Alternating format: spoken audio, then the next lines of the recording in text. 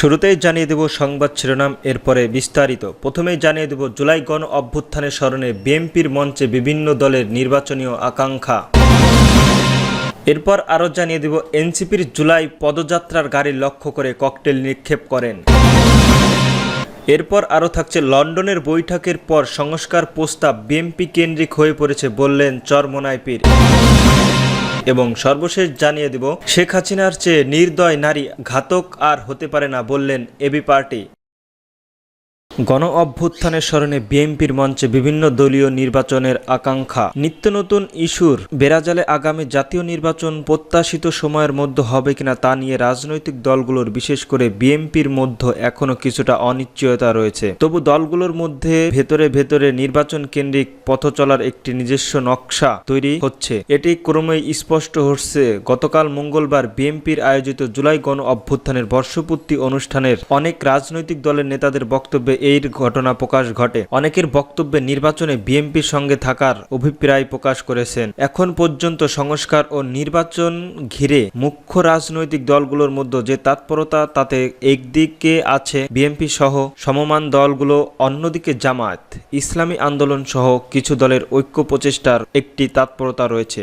সংশ্লিষ্ট ব্যক্তিরা বলছেন আওয়ামী লীগের অনুপস্থিতিতে নির্বাচন গড়ে তোলার এখন বিএনপির বিপরীতে ইসলামীপন্থী দলগুলোর একটি গুরুত্বপূর্ণ ভূমিকা অবতীর্ণ হতে পারে। সে কারণে বিএনপির পাশাপাশি ইসলামী দলগুলোরও তৎপরতা অনেক দৃষ্টিতে রাখা হয়েছে। রাজধানীর সোহরা উদ্দিন বড় ধরনের সমাবেশের করে আলোচনা তৈরি করেছে ইসলামী আন্দোলন বাংলাদেশ। সেখানে জামাতের ইসলামী নাগরিক জাতীয় পার্টি কমিটি সহ সমমান প্রায় সব ইসলামী দলগুলো অংশ নেয়। ওই সমাবেশে বিএনপির আমন্ত্রণ জানানো হয়নি। বিএনপির আয়োজিত গণ অভ্যুত্থানের বর্ষপূর্তি অনুষ্ঠানে অংশ নিয়ে সবচেয়ে কঠোর বক্তব্য দেন জামায়াত ইসলামের মহাসচিব মঞ্জুরুল ইসলাম আফেন্দি। তিনি কারো নাম উল্লেখ না করে বলেন, যারা নতুন নতুন বিতর্ক সৃষ্টি করেন, নতুন ইস্যু তৈরি করতে, পরিস্থিতি ঘোলাটে করতে চান, দেশকে অস্থিতিশীলতা করতে চান, তাদের বিরুদ্ধে আমরা সবাই টপ টু বাটম দেশপ্রেমিক জনতার অন্তরন্ত প্রহরীর ভূমিকা অবতীর্ণ হতে চাই। বিএনপির দায়িত্বশীল নেতাদের সঙ্গে কথা বলে জানা গেছে, গণ অভ্যুত্থানের বর্ষপূর্তি অনুষ্ঠানে 60টি রাজনৈতিক দল সংগঠন নেতাদের আমন্ত্রণ জানানো হয়েছিল। এতে 50টির মতন দল সংগঠনের নেতাদের উপস্থিত ছিলেন।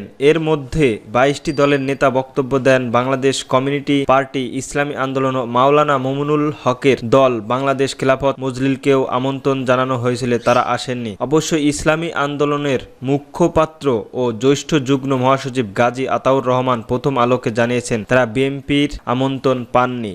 লন্ডনের বৈঠকের পর সংস্কার প্রস্তাব বিএনপি কেন্দ্রিক হয়ে পড়েছে বললেন চরমোনাই পীর। লন্ডনের বৈঠকের পর সংস্কার প্রস্তাব বিএনপি কেন্দ্রিক হয়ে পড়েছে বলে মন্তব্য করেছেন ইসলামী আন্দোলন বাংলাদেশ আমির ও চরমোনাই পীর মুফতি সৈয়দ মোহাম্মদ রেজাউল করিম।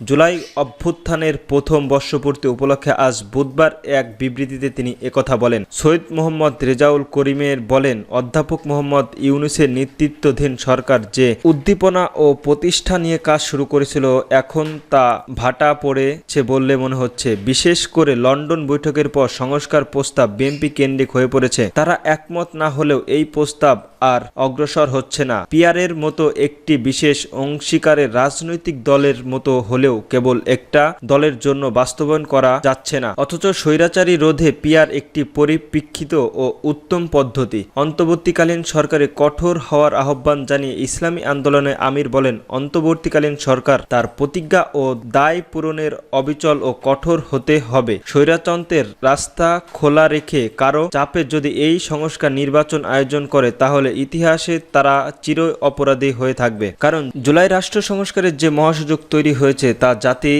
জীবনে পুনরাবৃত্তি হবে এমনটি আশা করা যায় না। মুফতি সৈয়দ রেজাউল করিম বলেন, বাংলাদেশকে গড়ে তুলতে হবে, স্বৈরতন্ত্র প্রতিরোধে রাষ্ট্র সংস্ক্রিয় হতে হবে, রাজনৈতিক সাংস্কৃতিক সুষ্ঠু ও সুন্দর হতে হবে, সাংবিধানিক প্রতিষ্ঠানগুলোকে শক্তিশালী হতে হবে। এরপর নির্বাচন নিয়ে কথা বলা যাবে। রাষ্ট্রকে ভঙ্গুর করে কোনো দলকে ক্ষমতার নেওয়ার জন্য যেন তেন নির্বাচন আয়োজন করা হলে তা পরিণতি ভালো হবে না। জুলাই তরুণদের আত্মত্যাগের প্রচলিত রাজনৈতিক সাংস্কৃতিক বিরুদ্ধের বিক্ষোভ মিছিল মন্তব্য করে ইসলাম ইসলামী আন্দোলনের আমির বলেন, জুলাই আন্দোলনের বিগত 15 বছরের চলা সরকার পরিবর্তন আন্দোলন ছিল না, বরং জুলাই আন্দোলনের লক্ষ্য ছিল রাষ্ট্রকে রন্দে রন্দে ঝেঁকে বসা, অনিয়মকে দূর করা, বৈষম্যহীন বাংলাদেশ গড়া এবং দেশ থেকে চিরন্তরে স্বৈরতন্ত্রকে উত্থান করা। যে তরুণেরা আকাতরে জীবন দিয়েছে তাদের অধিকাংশই প্রচলিত রাজনীতি করত না, কারণ তারা প্রচলিত রাজনৈতিক সংস্কৃতিতে অপছন্দ করত। তাদের আত্মত্যাগ প্রচলিত রাজনৈতিক সাংস্কৃতিক বিরুদ্ধে একটি বিক্ষোভ ছিল। নির্বাচন করে সংস্কার দাবি আড়াল করে মন্তব্য করেছেন সৈয়দ মোহাম্মদ রেজাউল করিম। বলেন, জুলাই গণ অভ্যুত্থানের 1 বছর পূর্তি, এই ঋণের দায় বেদনা ও দায় অনুভব করে জুলাই ঘোষণা এখনো দেওয়া হয়নি। রাষ্ট্র সংস্কারের মৌলিক জায়গায় একমত এখনো যেতে পারেনি।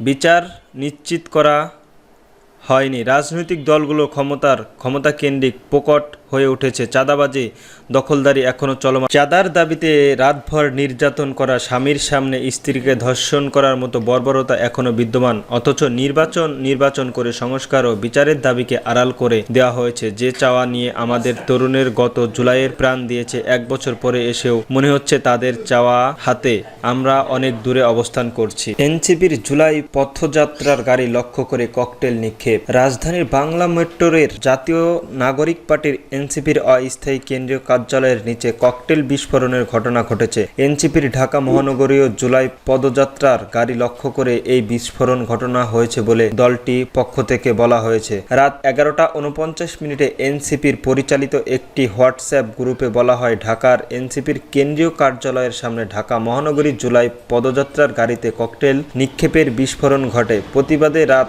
12টার সময় মহানগরের উদ্যোগে বিক্ষোভ মিছিল স্থানীয় কেন্দ্র কার্যালয়। উল্লেখ, বাংলা মোটরের রূপান্তর ট্রেড সেন্টার 16তলা এনসিপির অস্থায়ী কার্যালয়ে। জানতে চাইলে রমনা থানার উপপরিদর্শক এসআই কামরুল হাসান প্রথম আলোকে বলেন, রাত 12:15টার দিকে গাড়ির পেছনের দিকে ককটেল বিস্ফোরণ ঘটে। বিষয়টি জানার পর তিনি টিম নিয়ে ঘটনাস্থলে যান। তবে কিভাবে ককটেল বিস্ফোরণ ঘটে তা কেউ নিক্ষেপ করেনি, কেউ সেটি দেখেনি। ঘটনাটি তদন্ত করে দেখা হচ্ছে। এর আগে গত 23শে জুন এনসিপির নেতাকর্মীদের লক্ষ্য করে রূপান্তর টাওয়ারের সামনে ককটেল নিক্ষেপের ঘটনা ঘটেছিল। ওই ঘটনায় অন্তত 2 জনের হাতে রয়েছে বলে এনসিপির পক্ষে থেকে জানানো হয়েছে। এই তথ্য শেখ হাসিনার চেয়ে নির্দয় নারী ঘাতক আর হতে পারে না বললেন এবি পার্টি। জুলাইয়ের গণহত্যা পৃথিবীর যে কোনো পৈশাসিক দুঃশাসনের ইতিহাসকে মিলান করেছে। গুম, খুন, লুটপাট, হেলিকপ্টার থেকে গুলি, কারফিউ জারি সহ সব ধরনের অত্যাচার চালিয়ে জনগণকে দমনের চেষ্টা করেছেন। জুলাইয়ের 36 দিনের নৃশংসতার ছবি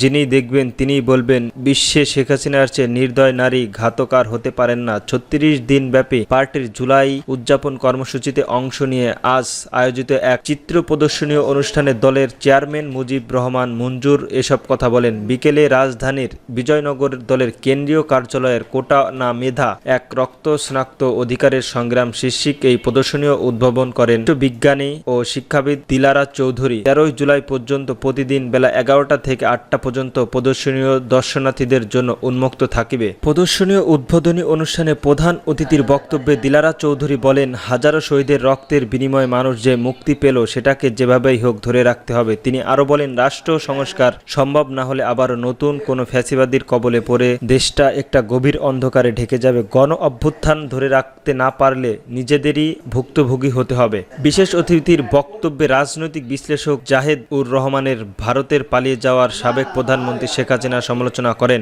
শহীদ জিসানের মা জেসমিন আক্তার বলেন, আমার ছেলে আব্দুর রহমান জিসান রায়েরবাগে শহীদ হন। জিসানের শহীদের পর তার স্ত্রী আত্মহত্যা করেন। আমার একসঙ্গে 2টি সন্তান হারাতে হয়েছে। জিসান ছিল আমার একমাত্র ছেলে। আমি খুনি হাসিনার বিচার চাই। শহীদ নূর ব্যাপারীর স্ত্রী রোমানা বেগম বলেন, আমার স্বামী রায়েরবাগের শহীদ হন। পরিস্থিতি এমন ছিল, আমার স্বামী লাশটাও আমরা আনতে পারিনি। এবি পার্টির যুগ্ম সাধারণ সম্পাদক আলতাফ হোসেন অনুষ্ঠানে অন্যদের মধ্যে এবি পার্টির vice chairman lieutenant colonel Didarul Alam এছাড়াও আরও অনেকেই উপস্থিত ছিলেন।